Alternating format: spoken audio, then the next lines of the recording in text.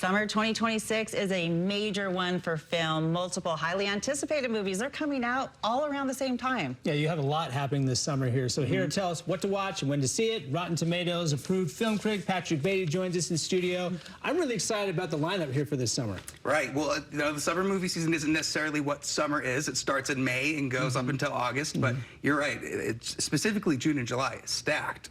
All right, well, let's jump into the list, shall we? All right, first up, you are talking about The Odyssey. I've seen the trailers of this. I'm excited. Yeah, so this is Christopher Nolan's adaptation of Homer's The Odyssey. So, you know, some light stuff, nothing crazy, just big giant Cyclops, Matt Damon starring. Well, I've read so much about this. I've watched a lot of stuff with Matt Damon. He said it was the hardest movie he's ever done. Right, and the same goes for Chris Nolan. He said that first, it's the quickest time they've jumped right back into another movie after Oppenheimer, but also the whole thing is shot entirely in IMAX, and so those cameras are enormous and they're very loud, so it's tough to get any dialogue scenes. For them to be able to do that with this is incredible, but I know what the big question is. When can I go to the bathroom during a Chris Nolan movie? Because they are 3 hours long. Right, and I'm here to tell you, please help us. This is great. It's not going to be 3 hours. It's 2 hours and 40 minutes, so you might have some time between there. So make sure you hit it right before you walk in. There you go, right? plan it. So next, Supergirl. Right? Is this a sequel to the Superman movie, or is it kind of standalone on its own?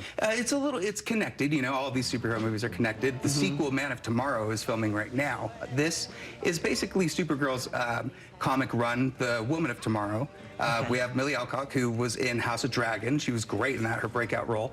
And in this, we've got Jason Momoa as Lobo. So not Aquaman anymore. Now he's this biker vampire that is also an assassin.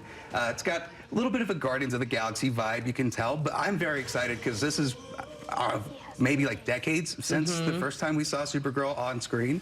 We'll see how this goes. Fans have been waiting for this one. All right, so we talked about The Odyssey, and we know that Tom Holland and Zendaya, they're in that, but yay, Spider-Man, a new movie is back, and it was just so sad how it ended, so I'm ready for it to pick back up. Right. Well, Tom Holland and Zendaya, they're going to win the summer because they're in all of the big movies.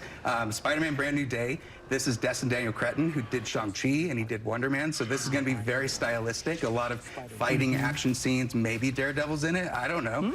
But Tom Holland's great as Spider-Man, and this will be the 4th time that he has been in a Spider-Man movie. Oh, can't wait. So I know that there's a bit, we keep going through the list here. There's another big film, another big name director. What do you know about Disclosure Day?